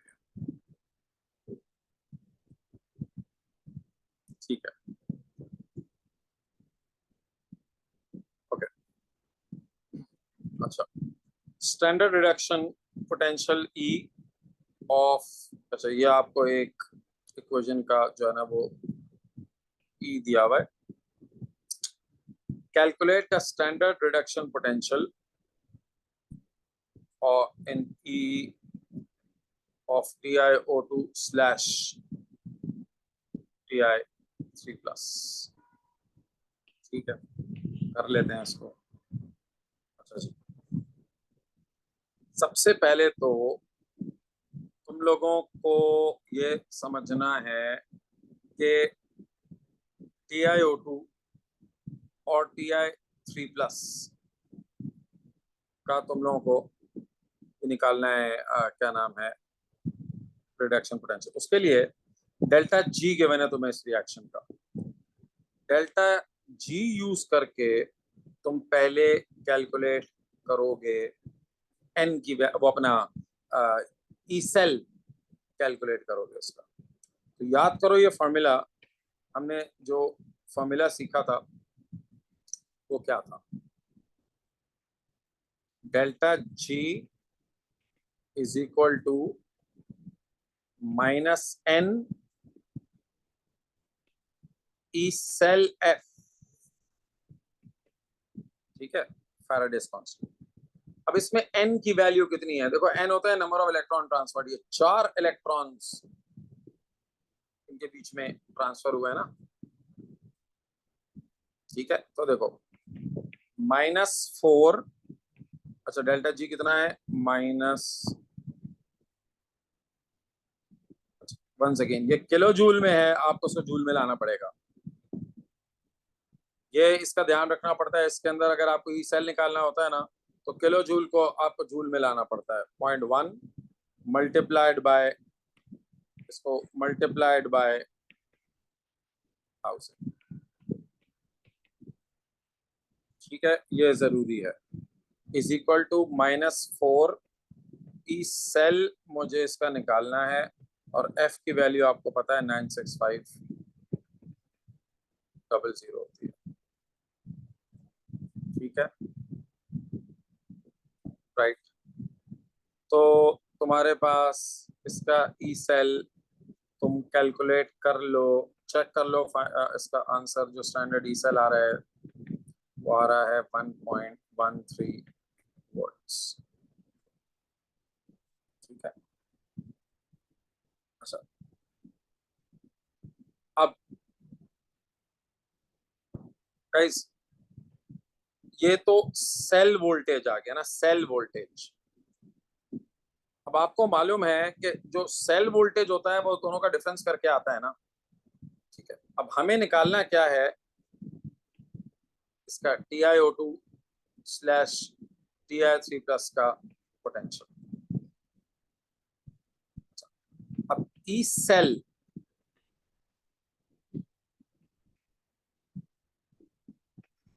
ई सेल जो आपने निकाल लिया 1.13, किसमें से क्या सब्ट्रैक्ट करोगे कि ई सेल आएगा। देखो अब इसको जरा तुम्हें गौर से समझना है कि किसको क्या सब्ट्रैक्ट करोगे तो तुम्हारा ई सेल आएगा। आपको निकालना है reduction potential V for TiO2 slash Ti3 plus half cell. बेटा अगर आप गौर से देखें तो ये TiO2 Ti3 प्लस उल्टा है ना, यानी इसका मतलब ये हुआ कि इधर इसका जो ऑक्सीडेशन नंबर है वो है 4 प्लस और इधर ऑक्सीडेशन नंबर है 3 प्लस। इसका मतलब भाई ऑक्सीडेशन फॉर्म में लिखा हुआ है ना, क्योंकि अगर आप देखें तो इसका ऑक्सीडेशन नंबर बढ़ रहा है और जो चीज ऑक्सीडेशन फॉर्म में लिखी हुई होती है याद रखो उसका ई नॉट छोटा होता है। तो याद है मैंने आप लोगों को कहा था कि एक फॉर्मूला आप यूज कर लें, ई हाई माइनस ई लो, इससे आपका ई सेल आ जाता है। ई सेल आपने ऑलरेडी निकाल लिया। अब इसमें जो हाई है ना वो इसका होगा 1.23 माइनस जो लो होगा वो वही है जो मुझे निकालना है। ये किसका निकालना है, ये मुझे वो TiO2 स्लैश इसका of TiO2 slash Ti3 plus में। ठीक है, तो इसको तुम सॉल्व कर लोगे तो तुम्हारा आंसर आ जाएगा 0.1। फिर एक दफा बता रहा हूँ, देखो मैंने अपनी जो इक्वेशन गिवन है ना उधर उधर देखा है कि जो रिएक्टेंट साइड पे है वो Ti3 प्लस है और जो प्रोडक्ट साइड पे है उसमें अभी हम निकाल चुके हैं ना पीछे ऑक्सीडेशन नंबर Ti2 प्लस में, उसमें Ti का ऑक्सीडेशन नंबर जो है वो 4 प्लस है। तो इसका मतलब Ti जो है वो ऑक्सीडाइज हो रहा है और हमेशा जो स्पीशी ऑक्सीडाइज होती है ना उसका ई सेल छोटा होता है और जो रिड्यूस होती है उसका ई सेल जो उसका इलेक्ट्रॉन पोटेंशियल है वो हायर होता है। मैं कहा ना जितना रिडक्शन होती है तो उसके अंदर वैल्यू बड़ी होती है, ऑक्सीडेशन की वैल्यू छोटी होती है। तो मुझे इस तरह पता चला है कि जो TiO2 और Ti3 प्लस का हाफ सेल है उसकी वैल्यू छोटी होगी और जो मेरे पास दूसरा ऑक्सीजन वाला हाफ सेल है उसकी वैल्यू बड़ी होगी। तो हाई माइनस लो कर दिया मैंने। ठीक है, चलो। When aqueous citrate ions C6H5O7 are added to Ti3 plus, this complex is formed। अच्छा भाई ये कॉम्प्लेक्स बन गया अगर आप देखें इसका। ठीक है, explain in terms of d orbital why Ti3 plus is able to form complex। देखो बच्चों ये मैंने बताया था ट्रांजिशन एलिमेंट्स या उसके जो आयंस होते हैं ना उसके पास वेकेंट d ऑर्बिटल्स होते हैं। सो Ti3 plus contain vacant d orbitals और उन d ऑर्बिटल्स का वो इस्तेमाल करता है and it accepts the lone pair electrons of ligands to form data bonds.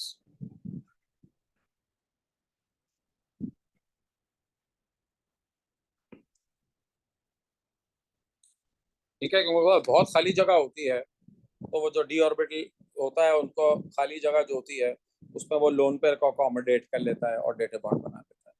ठीक है, अच्छा चलें। अच्छा, याद है एनर्जेटिकली फीजिबल भी होता है ये बॉन्ड। आगे बढ़ते हैं। Acidified Ti(C6H5O7)2(3 minus does not react with oxygen dissolved in water, unlike acidified Ti3+. ठीक है, अब उसने कहा हुआ है आपसे कि suggest what this means for the value of the standard reduction potential of the following half cell. Simple है भाई, देखो यहाँ पर क्या हुआ था, यहाँ पर हमने कहा था ना लोअर वैल्यू TiO2 और Ti2+ की है, यानी लोअर वैल्यू का मतलब है उसकी वैल्यू छोटी है, तो आपने 1.23 में से उसको सब्ट्रैक्ट किया था तो तुम्हारा आंसर जो है वो पॉजिटिव आ गया था, यानी ई सेल की वैल्यू पॉजिटिव आ गई थी। अब यहाँ क्या होगा, जो नया आर सेल है ना ये इसकी वैल्यू इससे बड़ी है, यानी 1.23 से बड़ी है, तो जब अगर आप उसमें से बड़ी वैल्यू सब्ट्रैक्ट करेंगे 1.23 में से, तो जो ई सेल आएगा वो नेगेटिव आ जाएगा। अगर ई सेल नेगेटिव आएगा तो रिएक्शन फीजिबल नहीं रहेगा। सिंपल। तभी वो उसने क्वेश्चन में जो लिखा हुआ है उसमें लिखा हुआ है why does not react with oxygen. ठीक है, तो हम ये कहेंगे द ई सेल ऑफ ये जो Ti(C6H5O7)2 minus slash Pi(C6H5O7)2 minus is larger than 1.23 volts. ठीक है, hence E cell is negative and reaction is not feasible.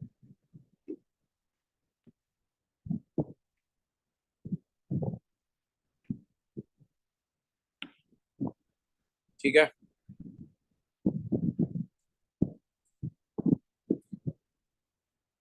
okay. E part. Some reactions of TiO2 are shown. अच्छा भाई, इसके chlorine के साथ react हो रहा है, फिर उसने AC के साथ रिएक्ट करा है, फिर उसके बाद HF से रिएक्ट करा है। चलो अब देखते हैं इसका पार्ट 1 क्या है। Question part 1, what is meant by the coordination number. ये क्या होता है, the number of dative bonds formed, number of dative bonds formed by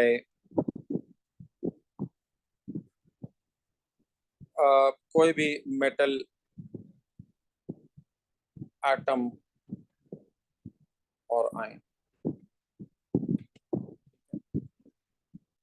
अच्छा, उसने कहा right an equation for the formation of TiF6 minus from TiO2। यार ये तो आपने TiO2, अब यहाँ पे 6 आ गए हैं ना, तो फिर आपको ज़रा 6 HF ही चाहिए होंगे, क्योंकि प्रोडक्ट के अंदर तुम लोग देखो तो वो आ गया, तो ये बन जाएगा TiF6 माइनस, और वहां से वाटर बन जाएगा। कितने वाटर हुए इसको बैलेंस कर लो। अच्छा, इसमें चार्ज बैलेंस करने के लिए तो मैं H+ देखो मैं बताता हूँ। मसला ये है कि आप देखो ये थोड़ी सी कॉमन सेंस यूज करनी है तुम्हें, इसके अंदर H प्लस भी है ना, अब मुझे H प्लस भी लगाना पड़ेगा। वजह उसकी है कि अगर मेरे पास रिएक्टेंट पे देखो, अगर मैंने नहीं लगाया ना H प्लस, सबसे बड़ा प्रॉब्लम, मैं इसको बैलेंस ही नहीं कर सकूंगा, क्योंकि रिएक्टेंट के अंदर अगर मेरे पास नेगेटिवली चार्ज आयन है, पॉजिटिवली चार्ज आयन अगर नहीं होगा, तो फिर आपका चार्ज रिएक्टेंट साइड का कभी भी मैं जीरो नहीं कर सकता, क्योंकि देखो प्रोडक्ट साइड का देखो, रिएक्टेंट का तो चार्ज जीरो है ना। अब अगर फॉर एग्जांपल बच्चे कहते हैं आपको कैसे पता कि H प्लस लगेगा, देखो मैं आपको बताता हूँ। अगर आप फॉर एग्जांपल H प्लस नहीं लगाते, आप सिर्फ वाटर लिखाते हैं, जो काफी बच्चे लिखाते हैं, अब तुम रिएक्टेंट और प्रोडक्ट साइड का चार्ज बराबर नहीं कर सकते, ठीक है, होगा ही नहीं, क्योंकि प्रोडक्ट पे ये 2 है, अब 2 को कैसे तुम बैलेंस करोगे, क्योंकि दूसरा तो प्रोडक्ट न्यूट्रल है। तो इसलिए कॉमन सेंस यूज करो कि मुझे एक पॉजिटिवली चार्ज आयन चाहिए ताकि चार्ज को बैलेंस करूं मैं, और वो positively charge ion H plus ही हो सकता है, क्योंकि रिएक्टेंट में भी H प्लस है, ठीक है। और उसका चार्ज बराबर करने के लिए मुझे टू H प्लस चाहिए, क्योंकि 2 का चार्ज है। तो जब तक एनायन और कैटायन का चार्ज बराबर नहीं होगा, तब तक ये बैलेंस नहीं होगा। अब इसको बाकी हाइड्रोजन बैलेंस कर लें, 4 इधर लगा दें, तो ये इक्वेशन बैलेंस हो जाएगी, ठीक है। अच्छा, what is a bidentate? Bidentate ये होता है, ठीक है, अ पार्टिकल या स्पीशी, कुछ भी कहें, विच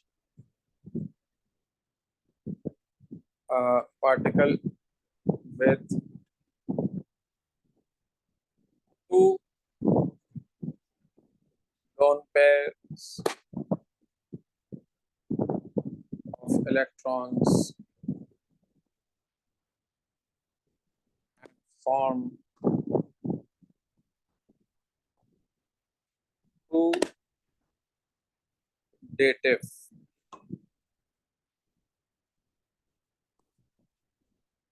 bonds with central metal atom or ion, ठीक है भाई। चलो लास्ट पार्ट है इसका, आई गेस पार्ट 4। अच्छा, अब उससे कहा हुआ है TiACAC2Ca2 shows both optical and geometrical। अच्छा, उसने उसका एक आपको आइसोमर बना के भी दिया हुआ है, the structure of one isomer is shown, एक आपको बना के दिया हुआ है, और आपसे कहा हुआ है कि आप जो है वो बाकी दो बनाओ। गाइस मैंने आपको बताया था कि क्लास में आप अपने नोट्स देखें, मैंने आपसे कहा था कि जब दो बाइडेंटेट, ये बाइडेंटेट है ACAC, और दो मोनोडेंटेट लगे हुए होते हैं, और एग्जामिनर कहता है कि इसके आइसोमर्स बनाओ, तो तुम कैसे बनाते हो, जरा इसको एक दफा मैं रिकॉल कर दूं। देखो इसने तुम्हें एक आइसोमर बना के दिया हुआ है, ये सिस आइसोमर है। सिस कैसे? दोनों Cl एडजेसेंट हैं, दोनों ACAC एडजेसेंट हैं, ठीक है। तुम क्या करोगे, तुम इसका ऑप्टिकल बना दोगे, ऑप्टिकल ऑफ सिस। पहला तो आइसोमर आप हमेशा क्या करते हैं, ऑप्टिकल ऑफ सिस बना देते हैं, ठीक है। तो ये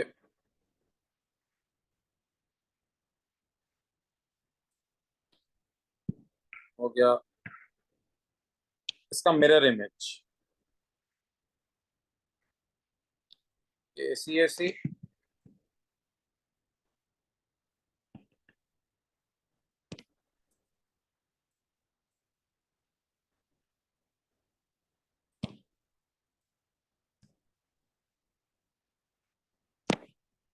ACAC और Cl,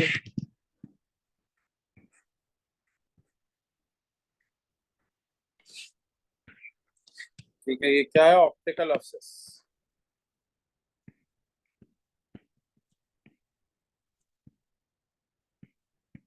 ठीक है। एक ये बना दोगे हमेशा ऑप्टिकल ऑफ सिस, और दूसरा बना दोगे ट्रांस।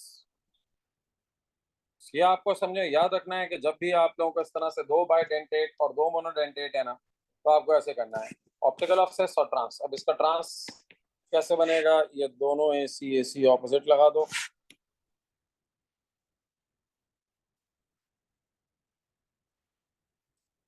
अरे यार ये पता नहीं मुझसे क्यों हो रहा है, 3 दफा हो चुका है।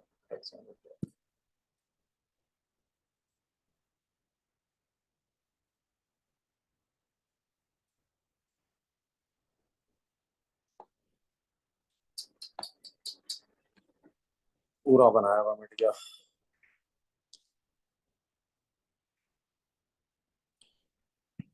ठीक है वापस बना देता हूँ। एसी एसी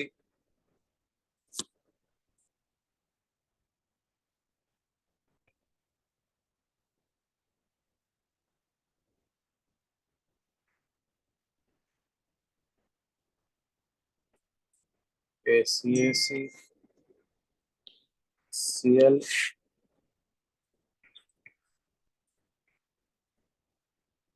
सीएल, ये है ऑप्टिकल ऑक्सेस। ठीक है, इसका ट्रांस, अब आप बना दें ट्रांस, इसका ट्रांस का मतलब दोनों CL opposite, out of the paper into the paper, और दोनों AC AC opposite.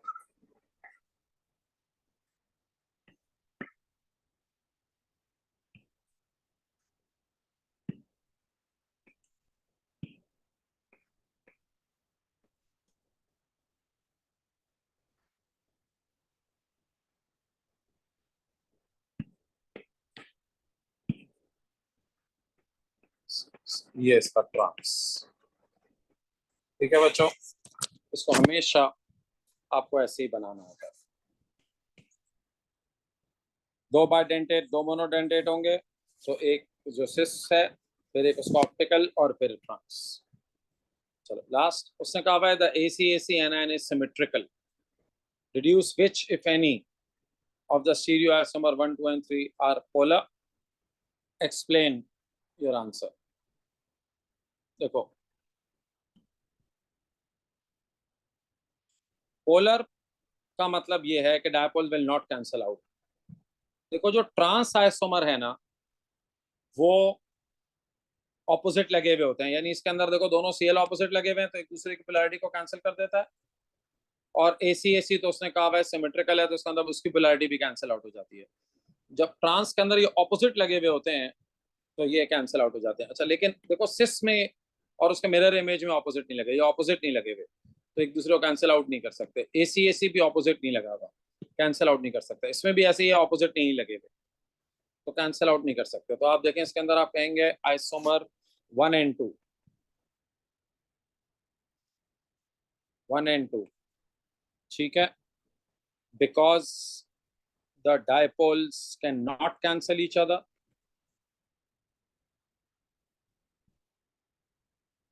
Do not cancel, बस ठीक है। तो एक मार्क ये बताने का कौन से, और आपको बताना है कि डायपोल्स डू नॉट कैंसल। ठीक है बच्चों, चलो बस ठीक है, आज इसके अभी यहीं तक रखो, फिर इंशाल्लाह अगली क्लास में बाकी 3 क्वेश्चंस इसके कराऊंगा। ठीक है।